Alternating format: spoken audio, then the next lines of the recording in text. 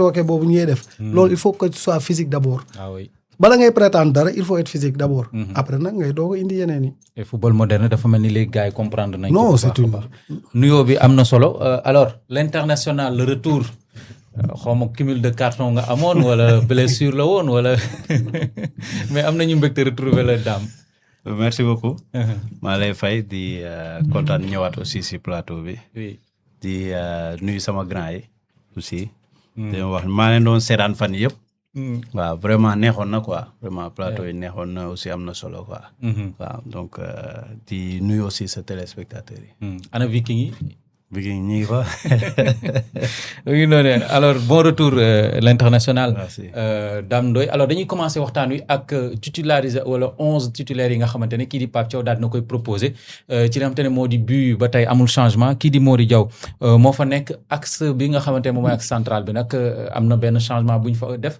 kii di Pathé Ciss moom moo ñëw à la place de Abdoulaye Seck bi nga xamante ne moom footballoon face à l'Irak Crépin Diatta Jakobs dañ leen a reconduire Pape Gueye marqué son retour en tant que titulaire ànd ak ci milieu terrain bi Habib Diarra bi nga xamante ne joué woon na en tant que titulaire face ak ñi nga xamante ne ñoo di waa Irak Idrissa Gana Gueye aussi moom itam teewaat ci entrejeu bi donc foofee Lamine Camara moom moo daal di toog ci banc bi kii di Pape Gueye daal di départ ci kaw aussi fekk nañ fa Sadio Mané Ismaïla Sarr toujours ñu teg ko comme avant-centre ak ki nga xamante ne moo di Iliman Ndiaye bi nga xamante ne aussi ñëw na jël place su Ibrahima Mbaye 4-3-3 système boobu la ñu proposé en tout cas ci lu ñu jot a gisagum Charles ci match bi nga xamante ne Belgique dafay évoluer en 4-2-3-1 d'abord ce premier enseignement bi ngay tiré par rapport au 11 bi nga gis ni bon léegi il faut espérer que 11 bi nekk à la hauteur du match boo xam ni mooy ñëw tout à l'heure defe naa Pathé Ciss Sénégalais yu bëri ñoo ko gisoon ci axe bi. oui.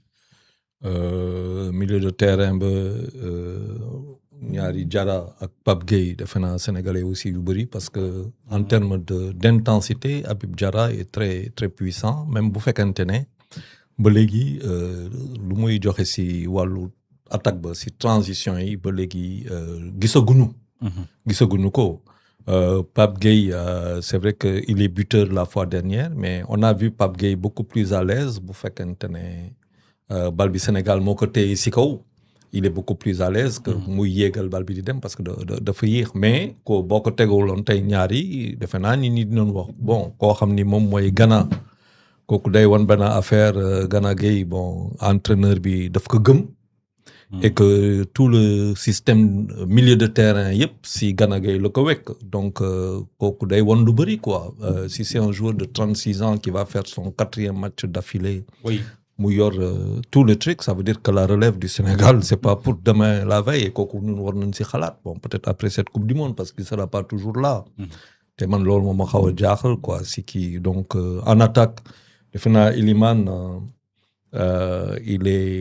tout le monde attendait Iliman qui est facilement à gauche et à droite defe naa ñëpp a ko doon xaar bon Ismaïla bi yu mu dugal keroog contre defe naa Norvège moo indi li yëpp maintenant il va falloir aussi que du point de vue de Sadio Mané où de ce côté-là manque sérieusement d'intensité et d'impact oui côté boobu bon et c'est encore du Pape Thiaw qui insiste sur côté boobu bon maintenant il est vrai que équipe bu muy jouer contre Belgique c'est une équipe aussi qui a ay sénateurs donc intensité xëy na duñ ko teg noonu parce que day metti ci ñoom mais nañ jàpp ki ci coupe du monde bi l'équipe la moins intense et l'équipe qui parcourt le moins de kilomètres dans un match de football moderne c'est le Sénégal donc il a mis et ça le milieu c'est l'attaque.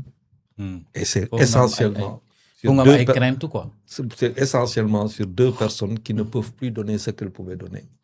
Voilà man fa laa ko teg quoi léegi xawma lan la Pape Thiaw yor en termes de projet intensif si l'ANA ci l'ANA 1 parce que j'en doute. dinañ ci ñëwaat plus largement ci li nga xamante ne moom mooy 11 de titulaires yi nga xamante ne kii di Pape Thiaw daan na koy utiliser l'international Dame Ndoye ban lecture globalement ngay tirer ci li nga xamante ne Pape Thiaw proposé na ko am confiance ci ñoom pour ñu démarrer match bi nga xamante ne ñu ngi koy jouer face à la Belgique. waaw bon je pense que 11 de départ bu baax la. et que comme ni ko grand bi waxee grand yi nekk si biir dañuy monter en puissance et normalement am nañu fraîcheur.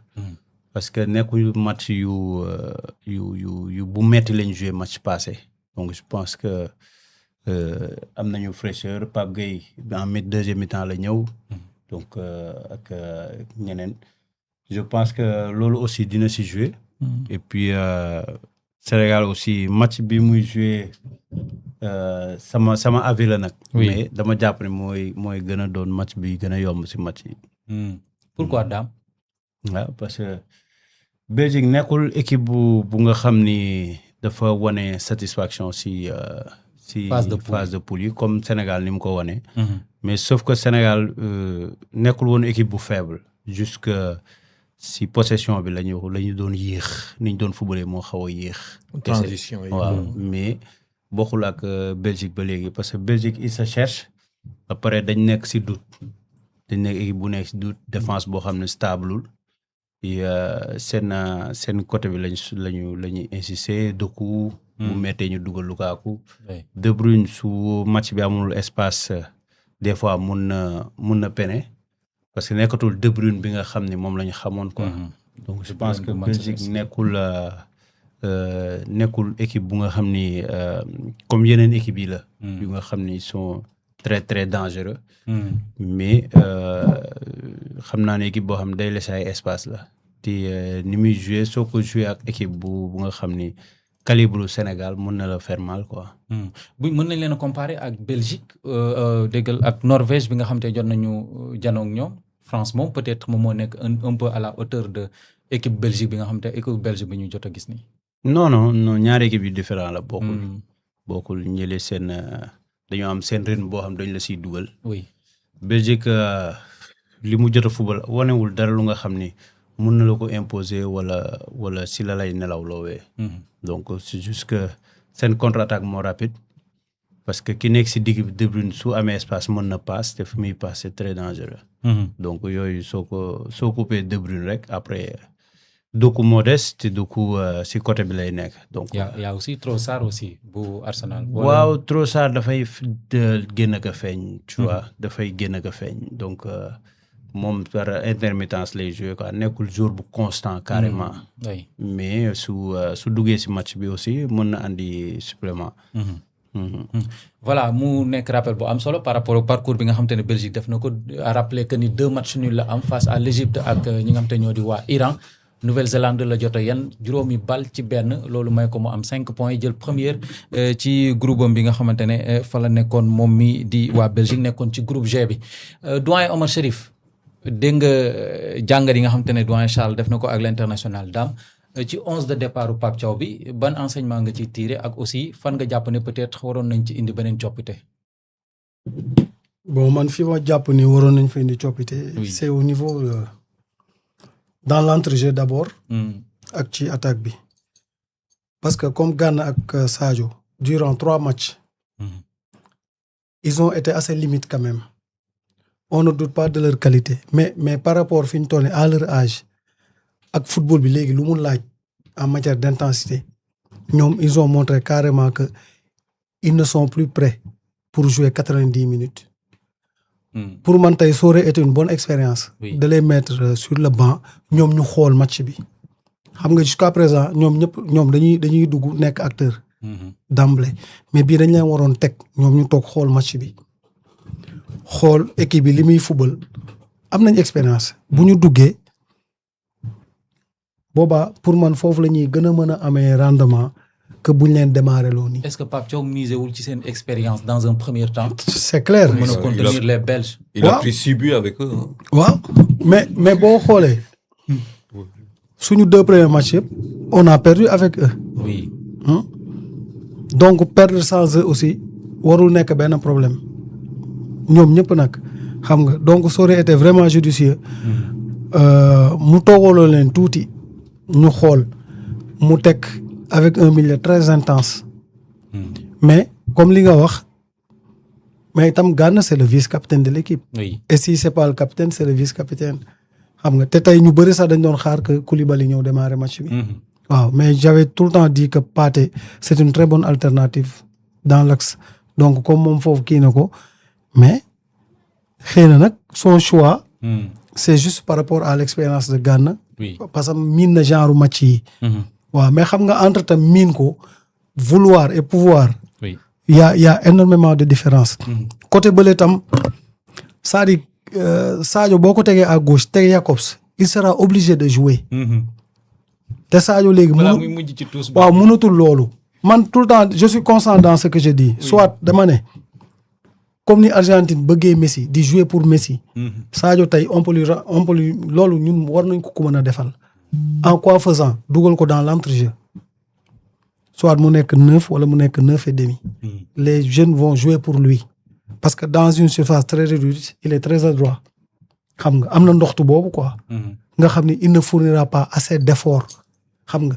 mais dafay bëgg di ñéeg te moom Ousmane Ndoye tout le temps waxam boobu dafa am solo nee na ñun le Sénégal on est beaucoup plus en danger quand on a le ballon te Sadio léeg-léeg fi muy jëlee bal bi il nous cause énormément de problèmes foofu xam nga donc man pour man ñaari kii yooyu rek laa gisoon xam nga mais nag j'aurais bien aimé aussi qu'on découvre Assane Diao parce que et puis nag beneen affaire bi dafa am il avait amené 3-9 ñaar ñi moom waxaale wu ma leen sax parce que kenn ki premier match il a joué des bribes de minutes après il a disparu l'autre mosul dugg muy Chérif Ndiaye ki ñu jàppoon ni c'était le mieux gis nga ko il commence à disparaître des radars muy Jackson ñu indi foofu donc tam xam nga te tu peux pas amener 3-9 de pointe après amoo ci kenn yaakaar waaw donc tam loolu c'est un problème c'est un problème c'est un problème bu ñu demee ba jëlaat Ismaïla Sarr di ko def 9 ça veut dire que côté boobu moom il a échoué quoi. dafa passé à côté. non il est passé à côté. tey nos meilleurs buteurs ce sont pas nos 9 là. oui voilà donc. contrairement ak Angleterre bi am Harry Kane buy dugal. non ñooñu beneen planète lañ bokk. mais de toute façon daal. oui j'aurais bien aimé voir Gana et Sadio. ñu bañoon démarrer match bi waaw mais nag j'espère que fi ñu toll nii ñoom ñaar. nañu am dëgg si ñun quoi man loolu laa bëgg ñoom ñu am dëgg si ñun ñu am dëgg ni Pape Diaw il avait raison d'insister sur